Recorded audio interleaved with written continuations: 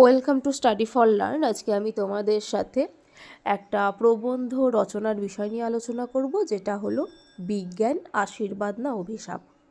কিভাবে এই রচনাটা লিখলে তোমরা সুন্দরভাবে নাম্বারটা পাবে, চলো সেটাই পুঙ্খানুপুঙ্খ পয়েন্ট সহ আলোচনা করে নেওয়া যাক। দেখো, প্রথমে আমি একটা কোটেশন দিয়েছি, যেটা হলো সভ্যতা ধরেছে আগেই বিজ্ঞানের হাত, রাত তাই দিন হলো রাত। এটা বলেছিলেন একজন জনৈক কবি। তো ওনার নামটা এখানে আমি দিইনি, তো ওই জন্য তোমরা এটাকে জনৈক কবি বলেই লিখবে। এর মানেটা কি? সভ্যতা যেটা আমরা উন্নত হচ্ছি, সেই উন্নতটা হয়েছি কেন? বিজ্ঞানের হাত ধরে, তাই না? এই বিজ্ঞানের হাত ধরেই আমরা রাতকে দিন করে দিচ্ছি আর দিনকে রাত করে দিচ্ছি। কিভাবে? দেখবে, খুব রাত হয়ে আছে, তখন যদি আমরা অনেক বাল্ব, আলো, সমস্ত কিছু যদি জ্বালিয়ে দিই, তাহলে রাতের ফিলটাই আসবে না, দিনই মনে হবে রাতটাকেও। আর দিনের বেলাতেও যদি আমরা ঘর বন্ধ করে টেকনোলজি ইউজ করি, বা ভালো মতো যদি টেকনোলজি আমরা ইউজ করতে পারি, তাহলে দেখবে দিনের বেলাতেও আমরা রাত বুঝতে পারবো, তাই না? যেমন উদাহরণস্বরূপ যদি আমি বলি যে তোমাদের কলকাতাতে যেই বিড়লা আছে, যেখানে কিনা মহাকাশের সমস্ত কিছু দেখতে পাওয়া যায়, তাই তো তো ওইখানটায় আমরা যদি যাই, দেখবে দিনের বেলাতেও রাতের ফিলটা দেবে, মহাকাশ নিয়ে দেখাবে, তারা, চাঁদ, সমস্ত কিছু। তো এটাই বলতে চাওয়া হয়েছে এখানে। দেখো, প্রথম পয়েন্ট আছে ভূমিকা। এখানে কি আছে? বিজ্ঞান শব্দের প্রকৃত অর্থ হলো বিশেষ জ্ঞান, যেখানে বি মানে বিশেষ, অর্থাৎ বিশেষ জ্ঞান, যা মানুষকে বিশেষ রূপে জ্ঞানের পথে পরিচালনা করে। আশা করি এটা বুঝতে পেরেছো। এরপরে দেখো, কোটেশন দিয়েছি, বিজ্ঞান আশীর্বাদ না অভিশাপ। এটা এমন একটি প্রশ্ন যার উত্তর খুঁজতে গেলে মানব সভ্যতার বহুদিক উন্মোচিত হয়। সত্যিই তো, বিজ্ঞানের আবিষ্কার মানুষকে যেমন সুযোগ দিয়েছে, তেমন বিপদের মুখেও ঠেলে দিয়েছে, তাই না? বিজ্ঞানের ফলে যেমন আমরা উপকার পাচ্ছি, তেমনই এর ফলেই কিন্তু আমরা অনেকটাই অপকৃত হচ্ছি, আমরা মৃত্যুর দিকে এগিয়ে যাচ্ছি। যদি উদাহরণস্বরূপ বলি, যে মোবাইল যদি আমি বলে দিই, এখন যেটা আমরা সবাই ইউজ করছি বা তোমরাও ইউজ করছো, তো সেটা যেমন আমাদের কাছে উপকার হিসাবে ব্যবহৃত হচ্ছে। আমরা সহজেই আমাদের বাইরে থাকা কোনো আত্মীয় স্বজন পরিজনের সাথে কন্ট্যাক্ট করতে পারছি, ভিডিও কলিংয়ে দেখতে পারছি, তাই না? আগের যুগে তো সেটা হতো না। একটা চিঠি লিখতাম, তো 2 বছর 3 বছর কতদিন পর যে যেত, তার কোনো মানে হিসাব নিকাশ ছিল না। তো এটা যেমন একটা যোগাযোগের মাধ্যমটা আরও সুন্দর হয়েছে, দ্রুত হয়েছে, তো তেমনই এই মোবাইল ব্যবহারের ফলে কিন্তু আমাদের অনেক ক্ষতি হচ্ছে, তাই না? চোখের ক্ষতি হচ্ছে, যদি আমরা এখান থেকে যে রেডিয়েন্স বেরোচ্ছে, তার ফলে আমাদের হার্টের ক্ষতি হচ্ছে। তারপরে মোবাইল টাওয়ারের যেখানে বসানো হয়, তার আশেপাশের অঞ্চলের মানুষও অনেক সমস্যার সম্মুখীন হয়, পশু পাখি মারা যাচ্ছে যে রেডিয়েন্সটা বেরোচ্ছে সেগুলো থেকে। এগুলোই দেখো, বিজ্ঞান যেমন আমাদেরকে তাহলে আশীর্বাদ হিসাবে দিয়েছে মোবাইলটা, তেমনই এটার ফলে কিন্তু মানুষের অনেক ক্ষতিও হচ্ছে। তো এটা এখানে বলতে চাওয়া হয়েছে। পরের মেন পয়েন্ট আছে, দেখো, আশীর্বাদ হিসাবে বিজ্ঞান। এখানে কি বলা হয়েছে? Religion without science is lame, science without religion is dead. এর মানে হলো বিজ্ঞান ছাড়া ধর্ম পঙ্গু, আর ধর্ম ছাড়া বিজ্ঞান মৃত। এই কথাটা কে বলেছেন? বিখ্যাত বিজ্ঞানী আইনস্টাইন। এটা মনে রাখবে, এই কোটেশনটা কিন্তু তোমরা অবশ্যই দেবে, এই কোটেশনটা খুব ইম্পর্ট্যান্ট। এরপরে দেখো, বিজ্ঞানকে আমরা আশীর্বাদ হিসাবে কোন জায়গাগুলোতে কাজে লাগিয়েছি সেইগুলো ব্যাপারেই এখানে আমি 1 2 3 4 করে তোমাদের সাথে আলোচনা করছি। দেখো, প্রথম পয়েন্টই আছে স্বাস্থ্য এবং চিকিৎসাবিদ্যা। এখানে কি বলা হয়েছে? বিজ্ঞানের উন্নতির কারণে অনেক জটিল রোগের চিকিৎসা সম্ভব হয়েছে। এইডস, ক্যান্সার, হৃদরোগের মতো মারাত্মক রোগের জন্য আজকে বিজ্ঞান প্রায়শই সুচিকিৎসা প্রদান করছে। অবশ্যই দেখো, এই বিজ্ঞানের জন্যই কিন্তু আজকে আমরা বিভিন্ন মরণমুখী রোগের সাথেও লড়াই করে বেঁচে আছি, এটা এখানে বলা হয়েছে। 2 নম্বর পয়েন্ট আছে যোগাযোগ ব্যবস্থার উন্নতি। কি বলা হয়েছে এখানে? দেখো, বিজ্ঞানের কল্যাণে টেলিফোন, ইন্টারনেট, মোবাইল ইত্যাদির মাধ্যমে এখন যে কোনো স্থানে খুব দ্রুত যোগাযোগ করা সম্ভব হচ্ছে। এছাড়াও যদি আমি বলি, ইলেকট্রিক ট্রেন, ইলেকট্রিক মেট্রো, তাই না?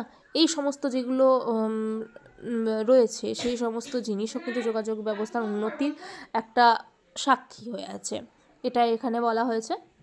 পরের পয়েন্ট আছে, দেখো, শিক্ষা ও জ্ঞান। এখানে কি বলা হয়েছে? আধুনিক শিক্ষা ব্যবস্থা বিজ্ঞান ও প্রযুক্তির উপর ভিত্তি করে গড়ে উঠেছে। ইন্টারনেটের মাধ্যমে শিক্ষার্থীরা বিশ্বের নানা প্রান্ত থেকে সহজেই জ্ঞান আহরণ করতে পারে। এখানে কি বলতে চাওয়া হয়েছে দেখো, আজকে যে শিক্ষা ব্যবস্থাটা আছে সেটা কিন্তু বিজ্ঞান ও প্রযুক্তির উপর নির্ভর করেই গড়ে উঠেছে, তাই না? তোমাদের ধরে নাও কোনো সাবজেক্টের বা কোনো বিষয়ের কোনো টপিক নিয়ে অসুবিধা হচ্ছে, তো সেই টপিকটা তোমরা চাইছো যে আরেকবার ভালো করে বুঝতে, তো তখন তোমরা কিসের সাহায্য নিচ্ছ? ইন্টারনেটের সাহায্য নিচ্ছ। নেটের সাহায্যে তোমরা মোবাইলে গিয়ে ওই চ্যাপ্টারটা ইউটিউবে খুব ভালো করে সার্চ করছো, যাতে করে তোমরা ওই জিনিসটা বুঝতে পারো। আশা করি তোমরা বুঝতেও পারছো, আর জিনিসটা ক্লিয়ার হচ্ছে সুন্দরভাবে। তো যে কোনো বিষয়ের ব্যাপারে জ্ঞান আহরণ করতে পারছি, এতে কোনো অসুবিধা হচ্ছে না। তো এটাই বলেছে যে আধুনিক শিক্ষা ব্যবস্থা এখন বিজ্ঞান ও প্রযুক্তির ওপরই ভিত্তি করে গড়ে উঠছে। পরের পয়েন্ট আছে দেখো 4 নম্বরের কৃষিক্ষেত্রের বিপ্লব। কি বলা হয়েছে? বিজ্ঞানের সাহায্যে উন্নত জাতের শস্য, আধুনিক কৃষি যন্ত্রপাতি ও সেচ ব্যবস্থার উন্নতি ঘটেছে, যা খাদ্য উৎপাদনে বিপ্লব এনেছে। অবশ্যই কৃষিক্ষেত্রেও তো বিপ্লব হচ্ছে। এই বিজ্ঞানের সাহায্যে আমরা বিভিন্ন যেই সারগুলো আছে সারগুলোর মডিফাই করা হচ্ছে, যার ফলে উন্নত ধরনের শস্য আমরা পাচ্ছি। আবার আধুনিক যন্ত্রপাতি যেগুলো আছে সেইগুলোকে ব্যবহার করছি, যার ফলে আমাদের কৃষিক্ষেত্রে বিপ্লব আসছে। খাদ্য বিপ্লবকে বা খাদ্য উৎপাদনকে অনেকটা পরিমাণে বাড়িয়ে দিয়েছে। যেমন গ্রিন হাউস, যেটা তোমরা জানো যে কাঁচের ঘরে কৃষি কাজ করা হচ্ছে, যার ফলে অনেক অনুন্নত দেশও এখন কৃষি কাজ করতে সক্ষম হয়েছে। অনুন্নত বা বরফযুক্ত যেগুলো দেশ আছে, যেখানে বরফের চারিদিকে আবহ দেখতে পাই আমরা, সেসব জায়গাতেও সুন্দরভাবে এই কাঁচের ঘরে কৃষিকাজ করা হচ্ছে। তো এইভাবেই দেখো আমরা কি হচ্ছে কৃষিক্ষেত্রেও বিপ্লব দেখতে পাচ্ছি। 5 নম্বরে আছে পরিবহন ব্যবস্থা। এখানে কি বলা হয়েছে দেখো, বিজ্ঞান পরিবহন ব্যবস্থাকে দ্রুত ও সুবিধাজনক করেছে। রেল, বিমান, জলযান, মহাকাশের আবিষ্কারে মানুষ আজ মহাকাশেও পা রেখেছে। তাহলে এটা বুঝতে পেরেছো আশা করি যে কিভাবে পরিবহন ব্যবস্থাটা আরও উন্নত হয়েছে। 6 নম্বরে আছে জীবনের মান উন্নয়ন। কি বলা হয়েছে? নানা আধুনিক গৃহস্থালী যন্ত্রপাতি যেমন ফ্রিজ, ওভেন, ওয়াশিং মেশিন ইত্যাদি মানুষের দৈনন্দিন জীবনকে সহজতর করে তুলেছে, যেগুলো সবই বিজ্ঞানের দান। আমরা এতক্ষণ ধরে জানলাম আশীর্বাদ যেগুলো আমাদের উন্নত করেছে জীবনযাত্রাকে, সেগুলোর ব্যাপারে। এবার আমরা অভিশাপ, মানে আমাদের যেই জিনিসগুলো আমাদের মানব জীবনকে অতিষ্ঠ করে তুলেছে, বিপন্ন করে ফেলছে, সেইগুলোর ব্যাপারে। তাহলে চলো প্রথমেই দেখো 7 নম্বর পয়েন্ট আছে পরমাণু বোমা। কি লেখা আছে? বিজ্ঞানের অপব্যবহার হিসাবে সবচেয়ে বড় উদাহরণ হলো পরমাণু বোমা। এই বোমার ক্ষমতা পুরো মানব সভ্যতাকে ধ্বংস করতে সক্ষম, যেটা আমরা হিরোশিমা ও নাগাসাকিতে বোমা ফেলার ফলে, যে বিশ্বযুদ্ধে বোমা ফেলার ফলে যে কন্ডিশনটা হয়েছিল, সেখানে অনেক বছর ধরে মানুষজন যেগুলো জন্মগ্রহণ করছিল পঙ্গু হয়ে যাচ্ছিল, বা তার যে ভয়াবহতা, তার যে ক্ষতির দিক যেটা দেখেছি, সেটা আশা করি তোমরা সবাই পড়েছো, কেউ এমন নেই যে জানো না তার ব্যাপারে। সেই জিনিসটাই আমাদেরকে বুঝিয়ে দিচ্ছে যে পরমাণু বোমা কিভাবে কতটা ক্ষতি করছে। এরপরে দেখো 8 নম্বর পয়েন্ট আছে পরিবেশ দূষণ। কি বলা হয়েছে? কলকারখানার দূষণ, যানবাহন থেকে নির্গত গ্যাস প্রভৃতি পরিবেশের ভারসাম্য নষ্ট করছে, যা বৈশ্বিক উষ্ণতা বাড়াচ্ছে। তাহলে এইগুলো তো তোমরা জানোই যে কলকারখানা বিজ্ঞানের যেরকম দান, তেমনি ওখান থেকে যে দূষণ হচ্ছে, যানবাহনও যেরকম বিজ্ঞানের দান, সেটা থেকেও যেমন দূষণ হচ্ছে, সেগুলো সবই আমাদের পরিবেশকে ক্ষতিগ্রস্ত করে তুলছে। এর ফলে কি দেখা যাচ্ছে? বিশ্ব উষ্ণায়ন। এখানে দেখো, এটা আমি বৈশ্বিক উষ্ণতা বলেছি, যেটার মানেই হচ্ছে বিশ্ব উষ্ণায়ন বাড়াচ্ছে।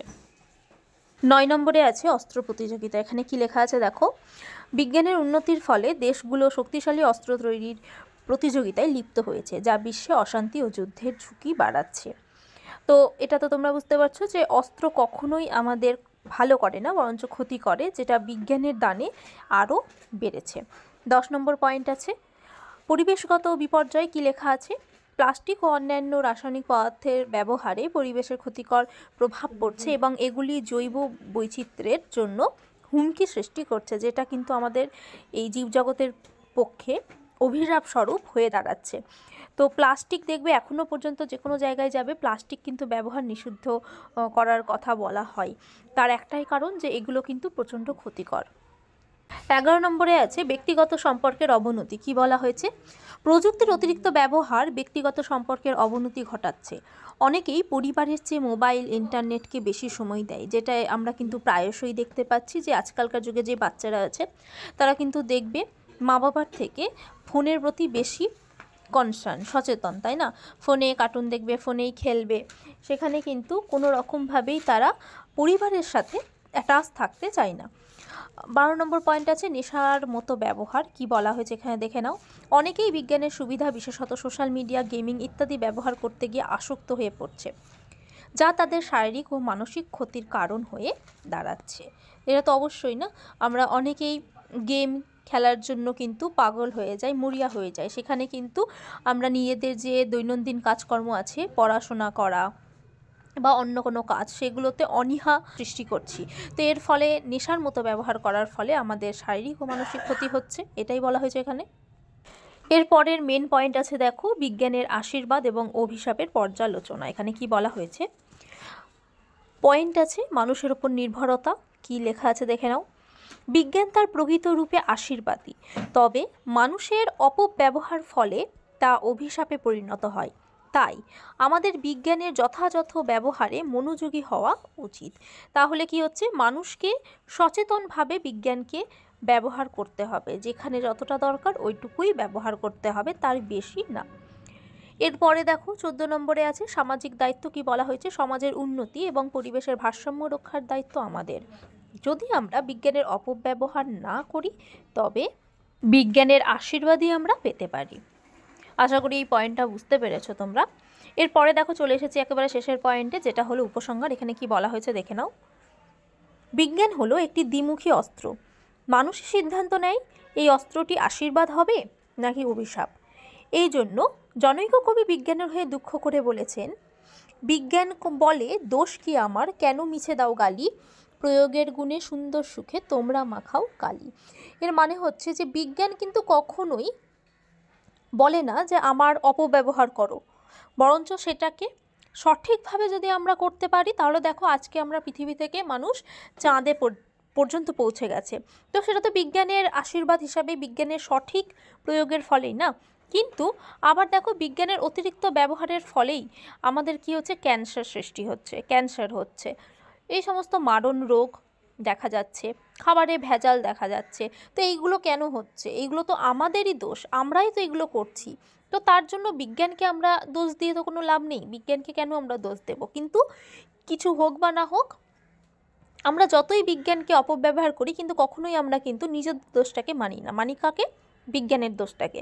তো এটাই কবি বলেছেন যে আমরা যাই করি সেটাতে আমাদের দোষ, বিজ্ঞানের না। বিজ্ঞান কখনো বলে না যে আমাকে এইভাবে ইউজ করো, এইভাবে ইউজ করো। এটা এখানে বলা হয়েছে। আশা করি তোমরা বুঝতে পেরেছো। তাহলে চলো আজকের এই রচনাটা এখানেই শেষ করছি। আশা করি তোমাদের আজকের এই রচনাটা ভালো লেগেছে। যদি ভিডিওটা ভালো লাগে, do like and subscribe this channel, আর পাশে থাকা নোটিফিকেশন বেল আইকনটি অবশ্যই প্রেস করে দিও, যাতে করে আমার পরবর্তী সমস্ত ভিডিও তোমাদের কাছে সঠিক সময়ে পৌঁছে যায়। ধন্যবাদ।